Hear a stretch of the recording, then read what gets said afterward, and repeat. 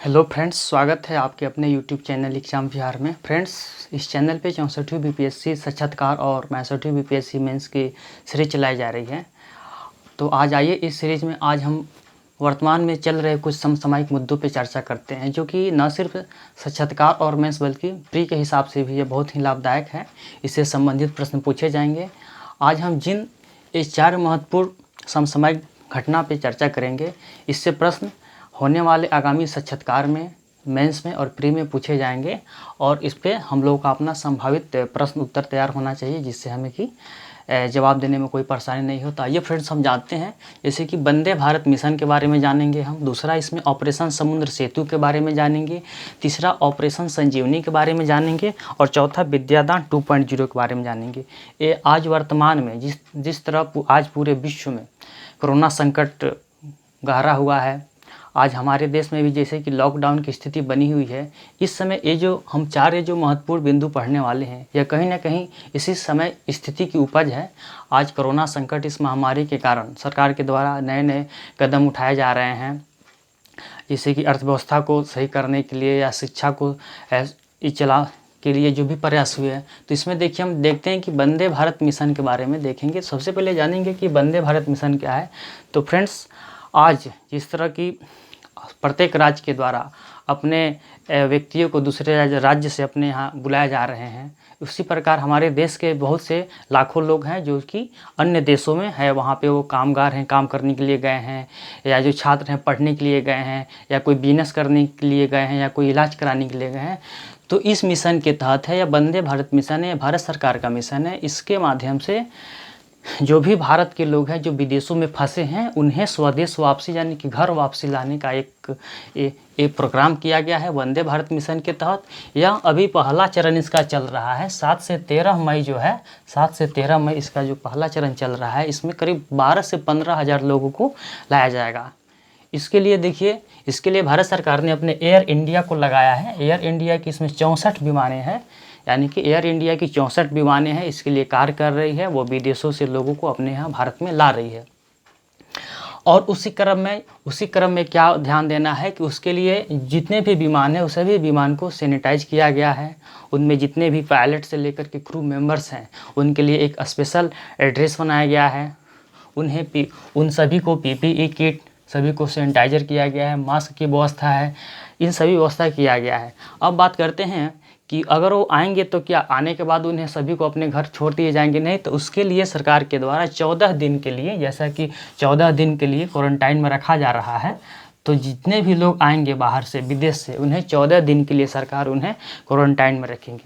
अब अगला बात ये होता है कि क्या जो भी विदेश से आ रहे हैं, क्या वो खर्च सरकार देगी या खुद उठाने पड़ेंगे? तो उसके लिए खर्च खुद, यानी कि जो भी आएंगे उन्हें उठाना होगा। इसके लिए सरकार अपने तरफ से कोई खर्च नहीं देगी। और इसके लिए अलग अलग रेट बने हुए हैं कि किस देश से आने के बाद कितना है। जैसे कि अगर हम उदाहरण के तौर पे देखें, तो अगर अमेरिका से आ रहे हैं, USA से आ रहे हैं, तो उसके लिए 1 लाख है, उसके लिए 1 लाख है। अगर ब्रिटेन से आ रहे हैं तो उसके लिए फ्रेंड्स, उसके लिए 50,000 है। उसी प्रकार अलग अलग देश से आने के लिए उसके लिए जो एयर इंडिया के द्वारा एक निर्धारित राशि बनाया गया है, वो भी उन्हें खुद वहन करने होंगे। दूसरी बात, जब क्वारंटाइन किया जाएगा, 14 दिन के लिए उन्हें रखा जाएगा, या जो भी स्वास्थ्य से जुड़े जो भी उनके इलाज होंगे, उसका भी खर्च खुद उनको उठाना है। अब आइए देखते हैं कि एक और है ऑपरेशन समुद्र सेतु। ये दोनों में पहले हम एक खास अंतर जानेंगे। ये दोनों का काम एक ही है। वंदे भारत मिशन का भी यही उद्देश्य है कि विदेशों में फंसे भारतीयों को स्वदेश वापसी लाना है, घर वापसी लाना है। और ऑपरेशन समुद्र सेतु का भी वही काम है कि विदेशों में जो फंसे हैं उन्हें घर वापसी लाना है। अंतर ये है कि जो वंदे भारत मिशन है, इसके द्वारा वायु मार्ग से, यानी कि इससे वायु मार्ग से भारतीयों को लाना है, जबकि जो ऑपरेशन समुद्र सेतु है, इसे समुद्र के माध्यम से, जैसा कि नाम से ही स्पष्ट होता है, यानी कि समुद्र के माध्यम से लाना है। इसके लिए एयर इंडिया काम कर रही है और ऑपरेशन समुद्र सेतु के लिए भारतीय नौसेना, यानी कि जो इंडियन नेवी है, ये काम कर रही है। इसके लिए 2 महत्वपूर्ण जलपोत काम का है, जैसे कि INS जलाश्व और एक दूसरा है INS मगर। ये भारत की 2 बड़े जलाशय है, जलपोत हैं। एक INS जलाश्व और दूसरा INS मगर। ये इनका 2 नाम है। इनके माध्यम से लाए जा रहे हैं। और उसमें सबसे अधिक प्राथमिकता दी जा रही है उन देशों में जहाँ सबसे अधिक भारतीय फंसे हैं। जैसे कि खाड़ी देश में हमारे यहाँ के बहुत से लोग जाते हैं खाड़ी कंट्री में, वहाँ पे वो अपना काम करने के लिए, रोजगार के लिए। जैसे कि खाड़ी देश को इसमें प्राथमिकता दी जा रही है और उन देशों को भी दी जा रही है जहाँ अधिक से अधिक भारतीय रहते हैं। जैसे कि खाड़ी देश में अगर देखें तो संयुक्त अरब अमीरात है, सऊदी अरब है, ओमान है, मस्कट है, कतर है, दुबई है, इन क्षेत्रों में। फिर उसके बाद ब्रिटेन में, सिंगापुर में, बांग्लादेश में, इटली में, जहाँ पे अधिक भारतीय हैं, या तो वो छात्र हैं जो पढ़ने के व्यू से गए हैं, या कोई बिजनेस के व्यू से गए हैं, या जो भी इलाज कराने गए हैं, या ऐसे कामगार हैं उन्हें बुलाने की। इसमें भी वही चीज़ है, दोनों में बस यही अंतर है कि इसके माध्यम से वायु मार्ग से लाया जाएगा और इसके माध्यम से समुद्र के रास्ते लाया जाएगा। और किन लोगों पर प्राथमिकता दी जाएगी, जैसे कि वहाँ से ये जो पहला जो इसका चल रहा है प्रथम चरण, जैसे कि 7 से 13 मई, तो जो 12 से 15 हज़ार लोग आ रहे हैं, सबसे पहले प्राथमिकता दी जाएगी जो बुजुर्ग लोग हैं, उसके बाद जो भी छात्र हैं उन्हें, या जो भी दिव्यांग हैं उन्हें, उन लोगों को प्राथमिकता दी जाएगी। या वैसे लोगों को प्राथमिकता दी जाएगी जिनके परिवार में या निकट संबंधी में किसी व्यक्ति का मृत्यु हो गया हो, उन लोगों को, यानी कि बुजुर्ग हो गए, छात्र हो गए, दिव्यांग हो गए, या जिनके परिवार के कोई व्यक्ति का निधन हो गया, उन लोगों को प्राथमिकता दी जा रही है कि पहले उन लोगों को वापस लाया जाएगा। अब आइए हम बात करते हैं, तीसरा है ऑपरेशन संजीवनी। यह भी ऑपरेशन संजीवनी हाल में चलाया गया है। इसके में इंडियन एयरफोर्स यानी कि भारतीय वायुसेना के द्वारा यह चलाया गया है। मलेशिया सरकार को इसके माध्यम से उन्हें जीवन रक्षक उपकरण और दवाइयाँ सप्लाई की गई है।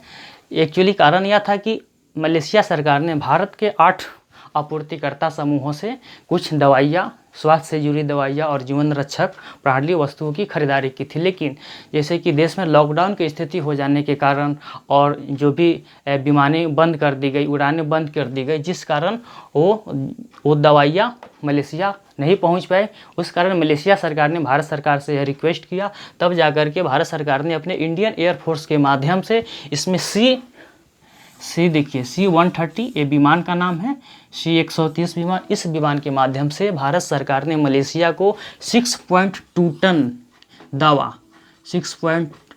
दवा है, दवा के साथ में मेडिकल उपकरण से जुड़े और भी वस्तुएं हैं, उसको सप्लाई किया गया।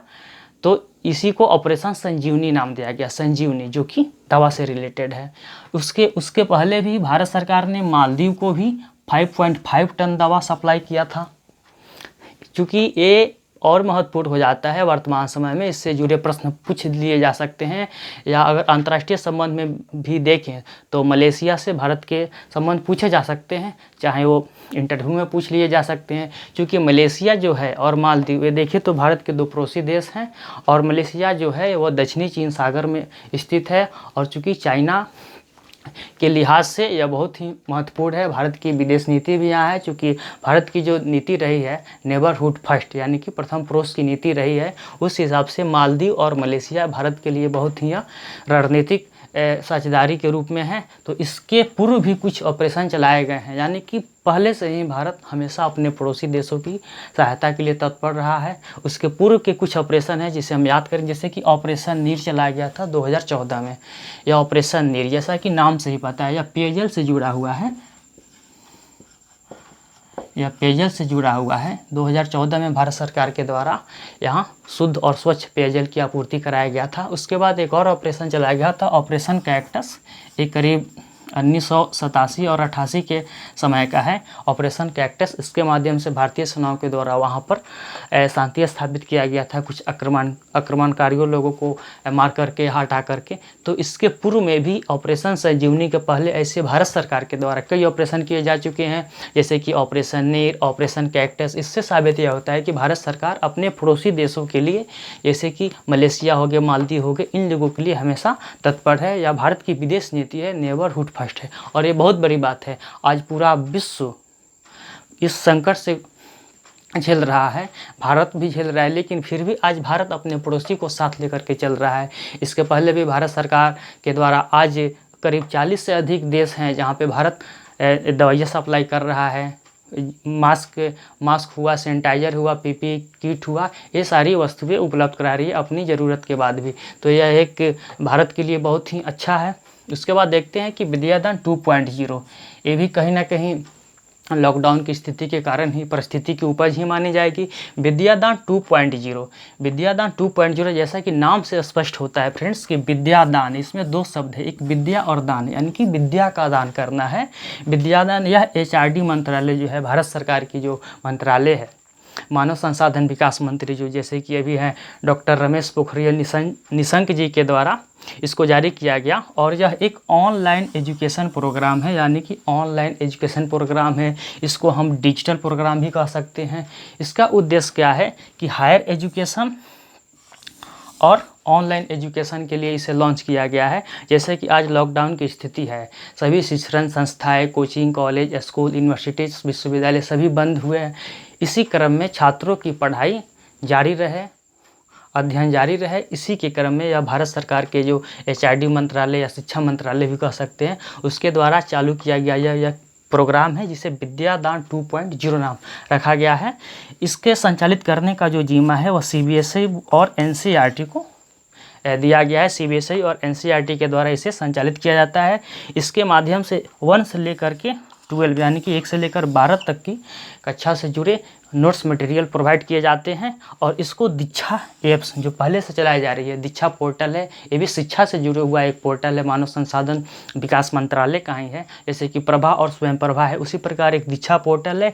इसके माध्यम से दीक्षा पोर्टल को जोड़ा जाएगा और उससे शिक्षा के लिए समर्पित है। इसमें क्या है कि यह एक प्लेटफॉर्म है। इसमें कोई भी व्यक्ति या कोई भी समूह, चाहे वो शिक्षण समूह हो या संस्थान है या किसी भी भाषा में या अपने क्षेत्रीय भाषा में, वह एजुकेशन यानी कि शिक्षा से जुड़े कोई भी मटेरियल, नोट्स, कंटेंट, चाहे वो ऑडियो हो सकता है, वीडियो हो सकता है, PDF हो सकता है, क्लिप हो सकता है, उसके माध्यम से उसमें शेयर किए जाएंगे और शेयर किए जाएंगे। उसके बाद जिन लोगों को वहाँ से अपना पढ़ना है, कंटेंट मटेरियल निकाल के पढ़ सकते हैं।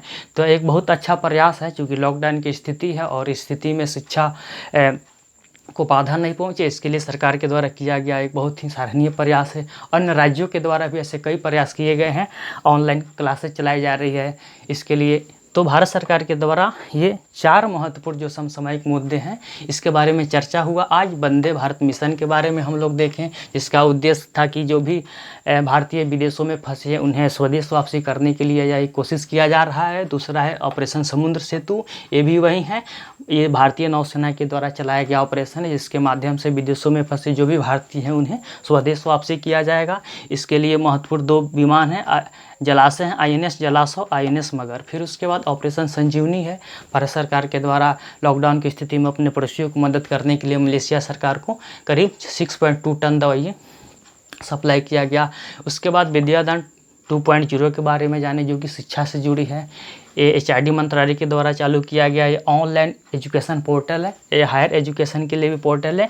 इसके माध्यम से 1 से 12 तक की क्लासेज के लिए content, notes material, PDF, audio, video, किसी भी भाषा, किसी भी समूह, किसी भी समय, किसी भी व्यक्ति के द्वारा इसमें शेयर किया जा सकता है, ताकि लोग आसानी से उसमें अपना अध्ययन कर सके। तो फ्रेंड्स, आज के लिए इतना ही। हम फिर आगे अन्य समसामयिक मुद्दों पर चर्चा करेंगे, क्योंकि साक्षात्कार में अक्सर 2-3 प्रश्न पूछ ही लिए जाते हैं समसामयिक विशेष। बाकी तो प्रश्न पूछे जाते हैं आपके हॉबी से रिलेटेड, आपके सब्जेक्ट से रिलेटेड, आपके ऑप्शनल से रिलेटेड और आपसे प्रशासन से जुड़ी। लेकिन 3-4 ये जो प्रश्न है लाजमी है कि साक्षात्कार में जरूर करंट अफेयर से प्रश्न पूछ ही लिए जाते हैं। बाकी प्री और मेंस के लिहाज से तो काफ़ी महत्वपूर्ण है।